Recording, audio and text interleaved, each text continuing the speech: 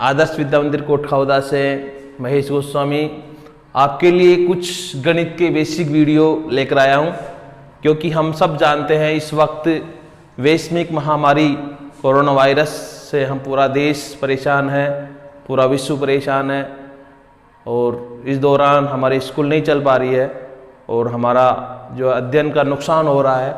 इसलिए हम लोगों ने ये सोचा कि हम अच्छे से अच्छी वीडियो बच्चों के लिए घर पर उपलब्ध करा सके, ताकि बच्चे लॉकडाउन का पालन भी कर सके और अपनी पढ़ाई भी कर सके और उनके समय का ज़्यादा से ज़्यादा उपयोग भी हो सके। इसलिए मैं आपके लिए गणित के कुछ बेसिक वीडियो बना रहा हूँ। इन वीडियो में आप कमेंट करके बताना आपको वीडियो कैसे लगी और इसको ज़्यादा से ज़्यादा अपने मित्रों में शेयर करना, ताकि हमें मोटिवेशन मिल सके और हम आपके लिए अच्छी से अच्छी वीडियो इस चैनल पर बना सके। तो आज हम गणित में सबसे पहले जो पॉइंट पढ़ेंगे वो पढ़ेंगे वृत्त, क्योंकि वृत्त जो है हमारे कक्षा 10 में बहुत ज़्यादा काम में आने वाला है। तो वृत्त के हम कुछ बेसिक कॉन्सेप्ट पढ़ेंगे। वृत्त क्या है, वृत्त के बारे में सारे सूत्र किस प्रकार से वो व्युत्पन्न हुए वो समझाएंगे आपको। तो वृत्त के बारे में अगर बात करते हैं अपन, तो वृत्त की डेफिनेशन क्या है। देखो दोस्तों, परिभाषा, कोई भी निश्चित पॉइंट होता है, इस निश्चित पॉइंट से निश्चित दूरी पर जितने भी पॉइंट होते हैं, जितने भी बिंदु होते हैं, इन बिंदुओं को मिलाने वाला जो पथ होता है उस पथ को हम बोलते हैं वृत्त। वृत्त की परिभाषा क्या हो गई, किसी निश्चित बिंदु से निश्चित दूरी पर स्थित बिंदुओं का बिंदुपथ वृत्त कहलाता है। आगे समझ दोस्तों, वृत्त क्या होता है, कोई भी पॉइंट है, इस पॉइंट से निश्चित दूरी पर, ये सब दूरी है समान है, एक निश्चित दूरी है, निश्चित दूरी पर स्थित जो बिंदुओं को मिलाने पर जो बिंदुपथ बनता है उसको अपन क्या कहते हैं, वृत्त कहते हैं। अब वृत्त के बारे में हमने पढ़ा है कि वृत्त का जो ये वाला भाग है, जो बिंदुपथ है, इसको क्या बोला जाता है, इसको बोला जाता है परिधि। क्या बोलते हैं प्यारे बच्चे, उसको परिधि, पैरामीटर। और जो सर्किल का जो सेंटर होता है, मिड पॉइंट, इसको बोलते हैं केंद्रक, ओ। और केंद्र से परिधि को मिलाने वाली जो रेखा होती है, या केंद्र और परिधि के बीच की जो दूरी होती है, इसको बोलते हैं त्रिज्या। इसको किससे दिखाते हैं, आर से। ओ को दिखा देते हैं अपन, सी शेप दिखा देते हैं और ओ शेप दिखा देते हैं। और ये जो भाग है इसको बोलते हैं अपन परिधि। परिधि मतलब पैरामीटर। और बाकी ये जो भाग हो गया पूरा आपका ये वाला भाग, इसको बोलते हैं वृत्त का क्षेत्रफल। वृत्त का क्षेत्रफल। तब इनसे अपन जानते हैं कि वृत्त की परिधि जो होती है उसका फॉर्मूला होता है 2 पाई r। और ऐसे ही वृत्त का जो क्षेत्रफल होता है वो होता है प्यारे बच्चों पाई r स्क्वायर। पाई यहां पर एक नियतांक राशि होती है जिसकी वैल्यू होती है 22/7। आज हम ये जानेंगे कि 2 पाई r कहां से आया, सर्किल का एरिया पाई r स्क्वायर कैसे बना, पाई की वैल्यू 22/7 कहां से आई। ये सारी चीजें आज हम इस वीडियो में जानने की कोशिश करेंगे।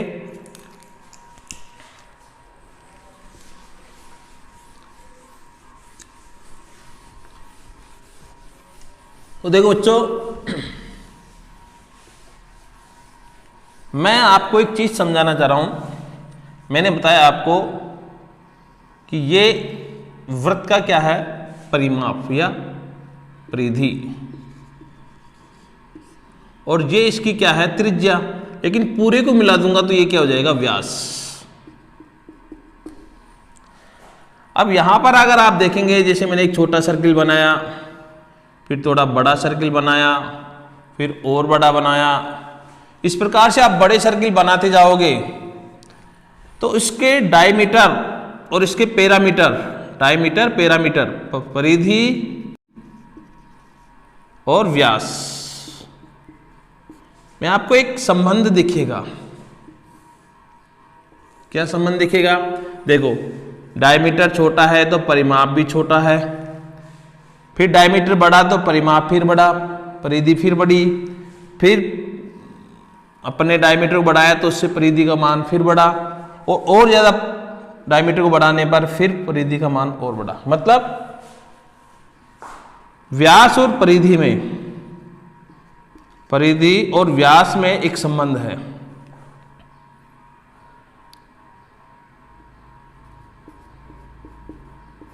व्यास और परिधि में एक संबंध है, दोनों एक दूसरे के समानुपाती होते हैं। मतलब आप व्यास को बढ़ाओगे तो परिधि बढ़ेगी, व्यास को बढ़ाओगे तो परिधि बढ़ेगी, या फिर परिधि को बढ़ाओगे तो व्यास बढ़ेगा।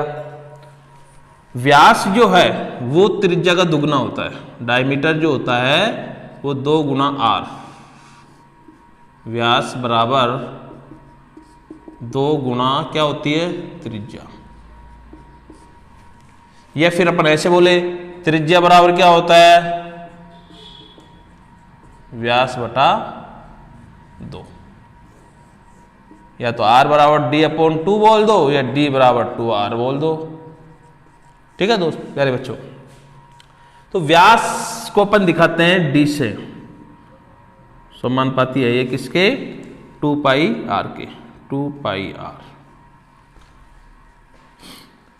अगर अपन इस समानुपाती के चिन्ह को हटाते हैं, सॉरी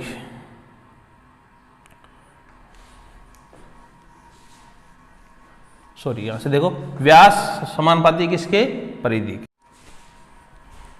तो यहां से अपन एक संबंध देखते हैं कि परिधि व्यास के समानुपाती है या व्यास परिधि के समानुपाती है। मतलब परिधि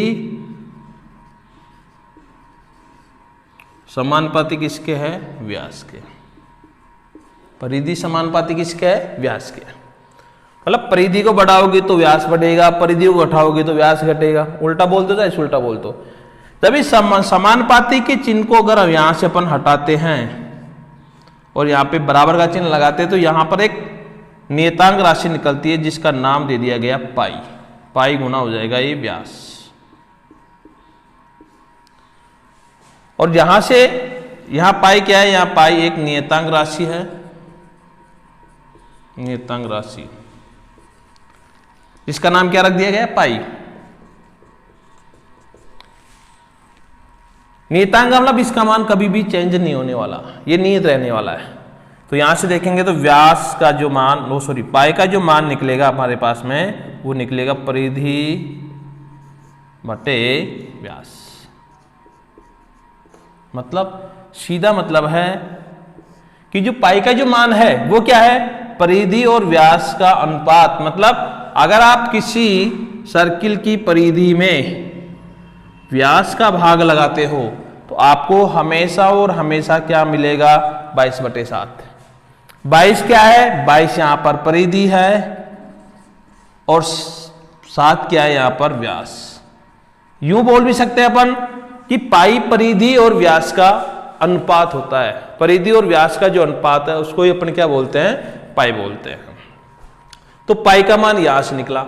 आप कितना भी छोटा सर्किल लो, इतना छोटा सर्किल लोगे तब भी आपके पास में यही रेशो निकलेगा।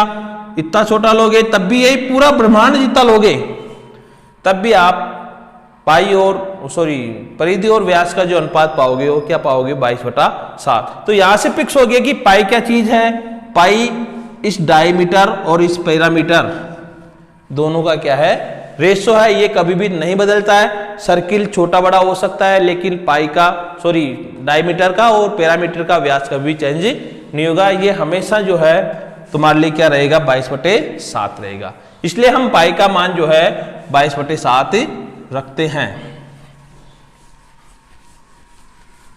तो यहां से पता लगा कि पाई का मान 22/7 क्यों रखा जाता है। पाई क्या है? पाई वास्तव में व्यास और डायमीटर, इसको अपन बोल सकते हैं व्यास, सॉरी परिधि और व्यास का अनुपात होता है। चलो यहां से ये पता लग गया कि पाई का मान 22/7 क्यों रखा जाता है। 22/7 को अपन क्या कह सकते हैं? 22/7 को हम कह सकते हैं परिधि और व्यास का अनुपात। इसके बाद में फिर आगे हम क्या चलेंगे? इसके बाद में हम सीखना चाहते हैं कि पैरामीटर जो है, परिधि जो है, उसका फॉर्मूला 2πr कहां से आया। तो देखते हो प्यारे बच्चों, अभी मैंने बताया आपको कि परिधि बराबर होगा पाई गुणा व्यास। परिधि बराबर क्या होता है? पाई गुणा व्यास। और मैंने अभी अभी बताया आपको कि व्यास बराबर क्या होता है? 2 गुणा त्रिज्या।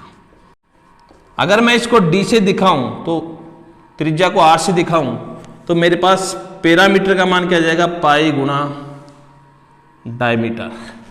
डायमीटर का मान क्या है? पाई गुणा 2r।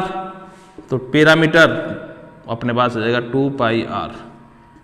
पैरामीटर का मतलब होता है परिधि, डायमीटर का मतलब होता है क्या? व्यास। और इसको r को क्या बोलते हैं? रेडियस बोलते हैं। तो परिधि का फॉर्मूला बन गया तुम्हारे पास में 2πr। इसके बाद में एक और प्रश्न यहां से बनता है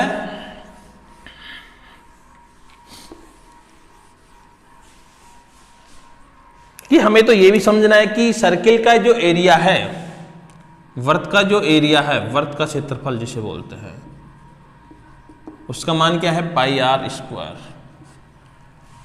ये किस प्रकार से बना? तो आओ दोस्तों इसको अपन पता लगाते हैं। मैं आपके सामने एक सर्किल बना रहा हूं, एक वर्त बना रहा हूं, और इस वर्त को मैं 4 भागों में क्या कर रहा हूं? बांट रहा हूं। और इसको कुछ इस प्रकार से अरेंज कर रहा हूं। देखो 4 भाग है इसके,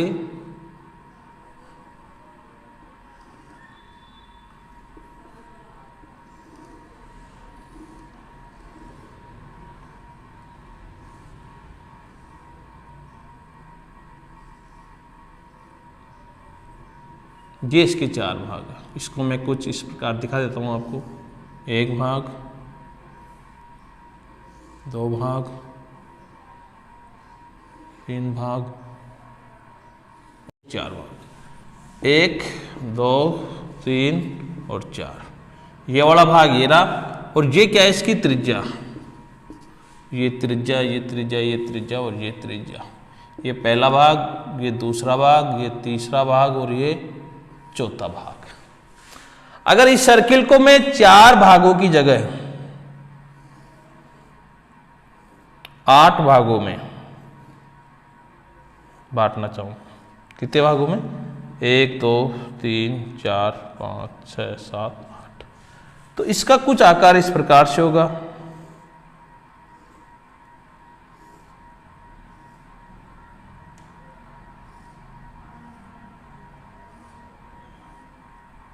एक 2 3 4 5 6 8। 1 2 3 5 6 7 8। वो यार आपकी आ जाएगी। अगर इसको मैं 16 भागों में बांट दूं बच्चों, कितने भागों में? 16 भाग में, तो आपके पास में कुछ इस प्रकार की आकृति आएगी।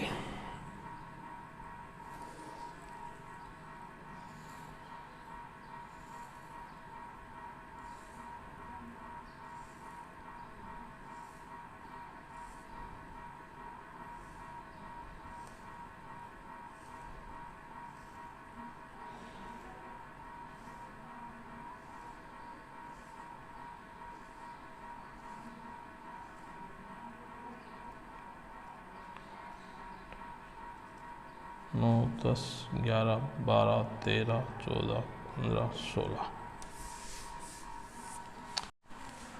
और इसी प्रकार यदि मैं 16 के भी 64 भाग कर दूं तो देखो यहां पर ये गैप है ना, ये गैप धीरे धीरे क्या हो रहा है, कम हो रहा है। यहाँ पे देखो और कम हो गया। एक कंडीशन ऐसी आएगी जब आप इसके टुकड़े करते जाओगे तो एक कंडीशन ऐसी आएगी, ये आपका आर है। अब देखो इसका आधा भाग ये रहा, ये वाला भाग, क्योंकि दो भाग है, आधा भाग ये रहा है तो पाई आर ऊपर है और पाई आर नीचे है, क्योंकि टोटल 2 पाई आर होता है। तो आधा भाग पाई आर तो ये हो गया और पाई आर ये हो गया। तो आधा भाग ऊपर आधा भाग नीचे, आधा भाग ऊपर आधा भाग नीचे, आधा भाग ऊपर आधा भाग नीचे। यह क्या चल रही है, यहाँ पर आर चल रही है, ये क्या चल रही है, आर। इसी प्रकार आधा भाग ऊपर आधा भाग नीचे, और यहाँ पे क्या आएगी, आर। तो ये क्या बन गया तुम्हारे सामने, एक आयत बन गया। और सब जानते हो आयत का क्षेत्रफल क्या होता है, लंबाई गुणा चौड़ाई। पाई आर गुणा आर से अपन करते हैं तो क्या बन जाएगा तुम्हारे पास में, पाई आर स्क्वायर। मतलब इस वर्ग को मैंने किसमें तोड़ दिया, इस वर्ग को मैंने एक आयत में तोड़ दिया। आप ऐसा भी कर सकते हो, इसको सीधे तरीके से समझ सकते हो। जैसे एक तार है मेरे पास में, इस तार को आप मोड़ करके एक सर्किल बनाओ और इस तार से ही एक आयत बनाओ। इस तार से जो इसकी लंबाई है, इसके द्वारा जो सर्किल बना है और इसके द्वारा जो आयत बना है, इस आयत और इस सर्किल का एरिया हमेशा क्या होगा, बराबर। तो मैंने इस सर्किल को क्या किया, इस वर्ग को मैंने आयत के अंदर तोड़ दिया और आयत के अंदर तोड़कर इसको लंबाई इंटू चौड़ाई की फॉर्म में बदलकर मैंने आपके लिए वर्ग का क्षेत्रफल बना दिया पाई आर स्क्वायर। तो इस प्रकार से वर्ग का क्षेत्रफल का निर्माण हो गया पाई आर।